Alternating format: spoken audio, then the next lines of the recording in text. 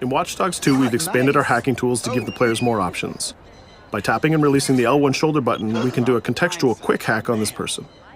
If we want more hacking options, we simply hold the L1 button while focusing on our target. Now we can see that there's 4 contextual hacks available on this car. Using the L1 button in 2 different ways allows the players to have fast access to the most common hacks, but it also opens up additional contextual hacks. This gives the player more hacking options than before. We've also added a NetHack view to the hacking toolkit, which allows you to toggle a digital filter to see the world like a hacker. We can easily pick out hacking opportunities and also pick out strange digital signals and data anomalies that are of interest to us. The orange signal indicates that there's a person whose digital profile has interesting properties for us to investigate. So let's take a closer look. When we're exploring the world, NetHack is a very useful tool to help us identify people or items of interest. It's a really good idea when you explore the open world to use your NetHack and look around, because you never know what you'll find. We can hack into his phone and read his text messages to get a clue about what's happening. As a hacker, it's really easy for Marcus to get someone's personal information. This guy's text messages indicate that he's experiencing strange behavior happening on his phone. He seems to think that it happens every time he comes to this exact area. Let's see what our DedSec teammates think about these strange signals. That felt like a rock star pose. Found something weird. Sweet. Get a picture. No, I mean, my MC catcher detector is going off. We really need to find a better name for that. Why? That's the technical name. My Stingray sniffer tells me somebody's leeching data off of people's phones below. Looks like the data's going to Coit Tower. See? Weird. Weird indeed. Marcus has detected that there's an illegal Stingray box deployed somewhere around Coit Tower. We now have access to a new DedSec operation, and we can track it with our DedSec app. You can do any operation you want in the order that you want, as long as you've discovered it and it's in your DedSec app. With the NetHack, we can see the Stingray box is deployed all the way on the top of Coit Tower. But since the tower is closed, we're going to have to find another way to reach it. You still have a little on your nose. In Watch Dogs 2, Marcus has some custom-built toys to play with, so we can just deploy our quadcopter and fly it to the top. Coit Tower is an iconic landmark known for its great view. From here, you can see the whole city is accessible. You can visit landmarks like Sutro Tower, you can explore Golden Gate Park, or take a drive across the bridge to Marin.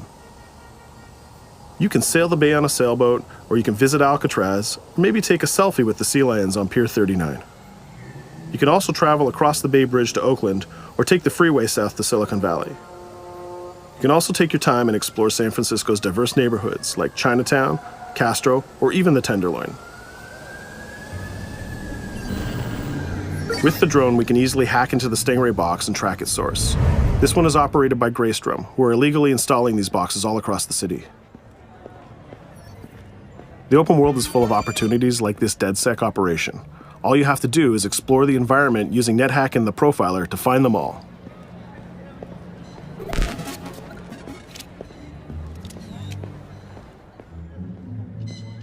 There we go. This one has a breadcrumb trail I can follow.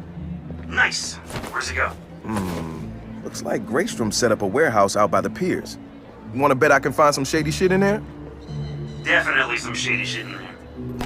We can open our smartphone and select the DedSec app to track this operation. We use the DedSec app to manage all of our activities in Watch Dogs.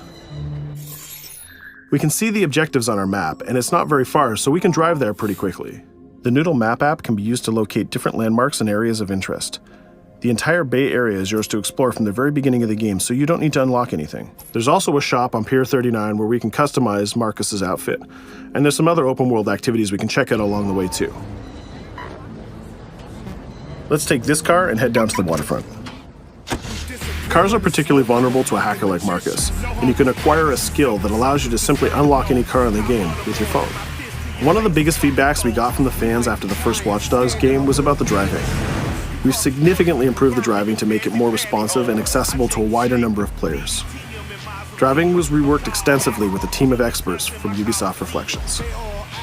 This is a particularly important improvement because San Francisco is known for its steep hills and its tight winding streets.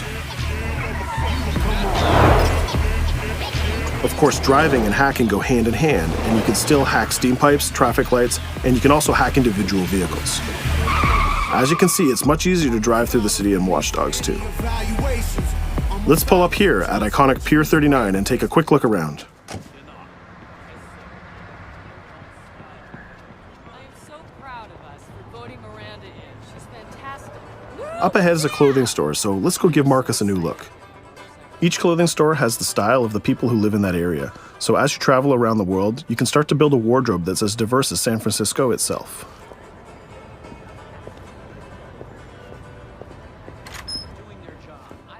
There are over 700 unique items of clothing that Marcus can purchase to wear, with over 1 billion possible combinations. We can go into the fitting room menu and browse a selection of items found in the store. Let's start by switching up Marcus's jacket. Each item of clothing in the shop is handcrafted to fit Marcus's overall look. You can mix and match any pieces of clothing you want. You can change your hat, glasses, face mask, bag, shirt, pants, and shoes. There's some nice normcore hoodies in here, but I think we should go with the shirt with the giant skull on it. Let's take a look at what we got for shoes. Since people who come to Pier 39 are often tourists, we have styles of shoes that they would buy. We can go with these comfortable gator shoes or maybe some open-toe sandals. Or if you really want to make a statement, you can buy the awkward socks and sandals combo.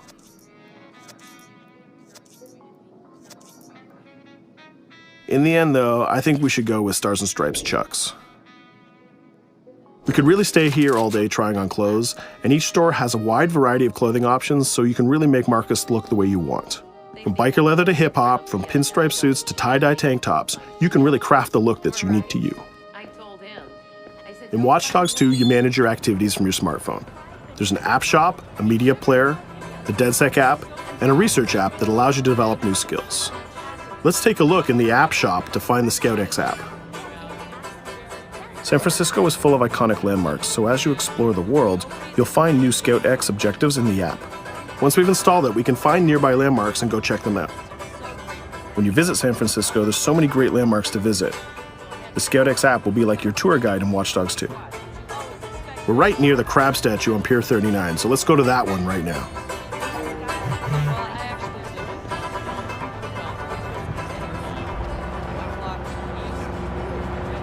These tourists have the right idea. We'll just pop open our phone and select our camera and take a picture of this giant crab. Let's make it a selfie and use the California Vibe filter.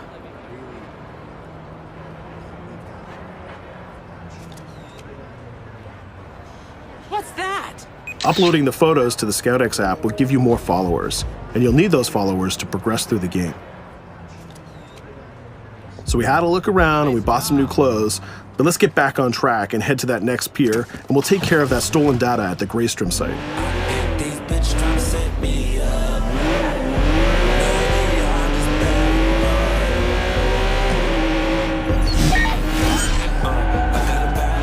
We can see the objective marker in our minimap, and it's also displayed in orange at the end of the pier. Let's park our car past the scissor lift and go scout the place on foot. Operations in Watch Dogs 2 are almost always a free approach, so you can go after the objective from any direction. Let's start by getting into cover and scouting our enemies and see if we can spot the objective. From there, we can make a plan of attack. We can launch our drone and scout the area. We can use our NetHack view to see that there are guards patrolling the rooftop, and the objective is in a small office. There are also some civilian workers that might notice us, so we need to avoid them too. In the NetHack view, we can see that the door is electronically locked, but it can be bypassed by a junction box on the lower level. The connection is shown in a red line. Unfortunately, that box is protected by an armed guard and an attack dog. So we'll probably have trouble if we try to sneak past the dog in person, but luckily Marcus has another toy, which is the RC jumper. This little guy is small and much harder for enemies to detect.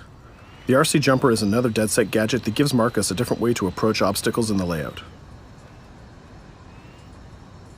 The RC jumper has this cool little robotic arm that's been hacked into the body. This allows him to physically interact with objects and allows Marcus to stay safely hidden. Now the junction box is unlocked and we can open the door upstairs. We can hack that scissor lift that we passed on the way in and reach the rooftop.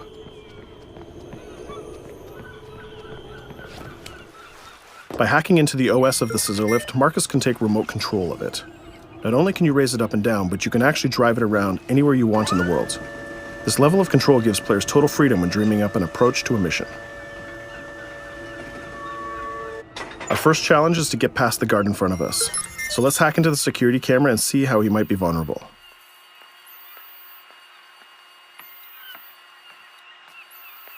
There's an industrial air conditioner unit that we can hack.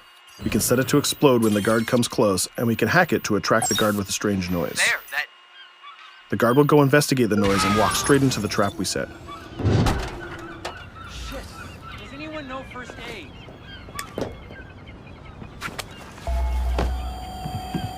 And just like that, we've taken out the guard, created a distraction, and slipped into the compound.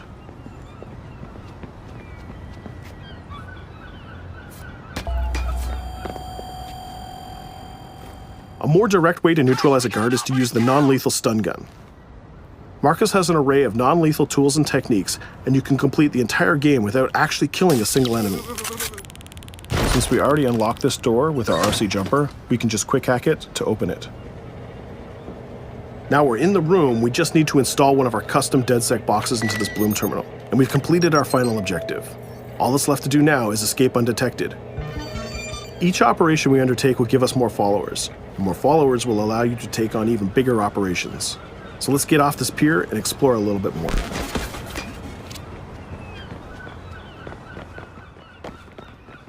Tell me you fucked up their hardware?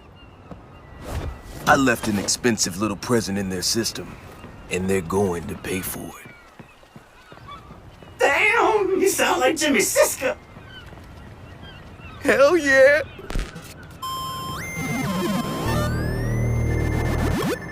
Up ahead, we'll notice there's another player hanging about. He's easy to spot because of the purple icon and the gamer tag over his head. In Watch Dogs, your game session can be seamlessly merged, and you will often encounter other players exploring the world just like you. This guy looks really friendly. We have an opportunity to join up and form a co-op party, so let's send him an invite.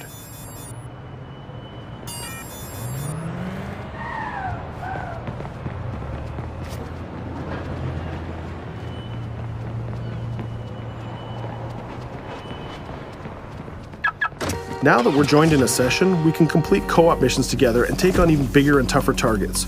2 hackers are better than 1.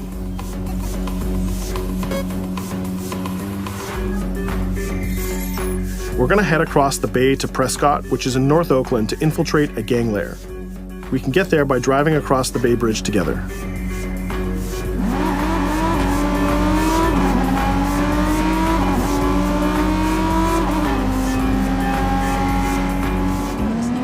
All right, we can see that we're in a much different neighborhood than before. This is Prescott, a subdistrict of North Oakland, and the location of our next co-op operation. With our partner, we can go together and activate this mission.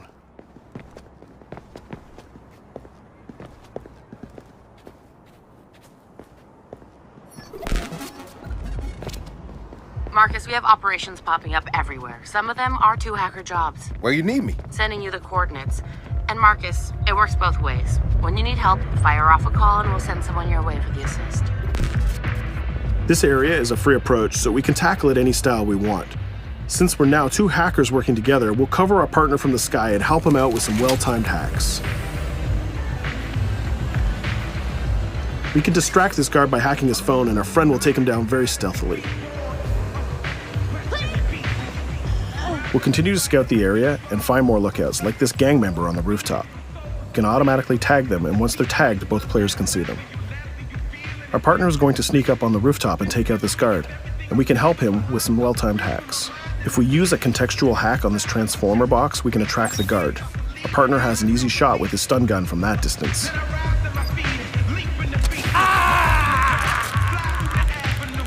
Using the NetHack view again, we can see that there's a lockbox connected by red connection lines to a room on the other side of the compound. Inside this room, we see our 2 targets meeting up, and it's a perfect place to take them down simultaneously.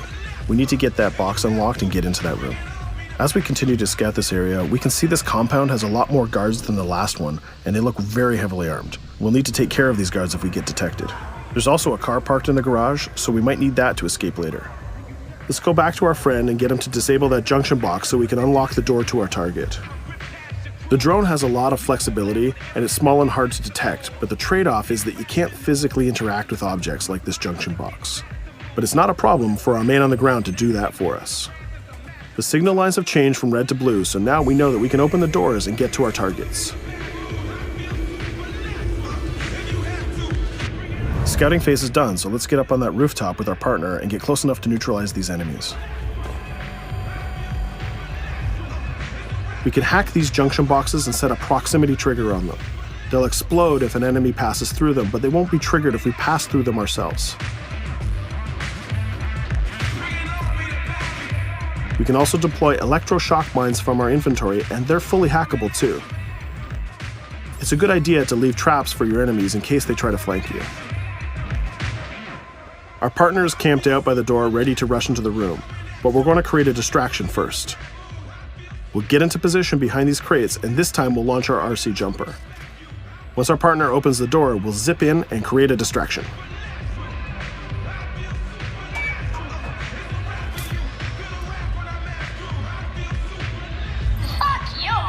Our jumper has another feature too. It can launch foul-mouthed taunts and make people angry. Now's our chance. The gang leaders are distracted, so let's rush the room. This guy was pretty tough, but getting a thunderball to the face will ruin his day. Now we have his cell phone and all the evidence that we need. We just need to plan a way out of here. We can switch back to our quadcopter, which is hovering where we left it, and take a look at what's going on from the sky. We can see one of the guards is rushing up the stairs to help his boss, but our partner has that door covered with his DedSec rifle. There's another guard on the ground level who's alerted to our gunfire, so let's use a contextual hack on him. We've changed his profile to make a rival gang think that he's a police informant. The rival gang will come to this compound and take care of him for us.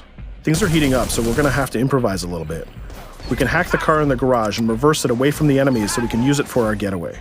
The rival gang just arrived and they've engaged in a gang war with the remaining guards. These guys aren't messing about. They're armed with grenades and body armor. We'll take some higher ground and use our DedSec 3D printed assault rifle to take them on. They're here somewhere. Find them. Hey, we lost us. A call. We better leave it.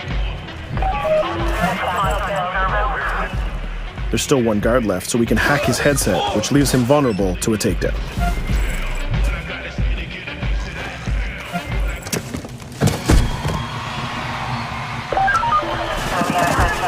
Let's take our stolen ride and get out of here before cops show up. And just like that, we're home free. We took down both gang leaders, we got the evidence we needed, and we triggered a gang war, and we escaped without getting killed. That's teamwork. 2 hackers and 1 successful DedSec operation. Let's take a minute to talk about a brand new multiplayer PvP event called Online Bounty.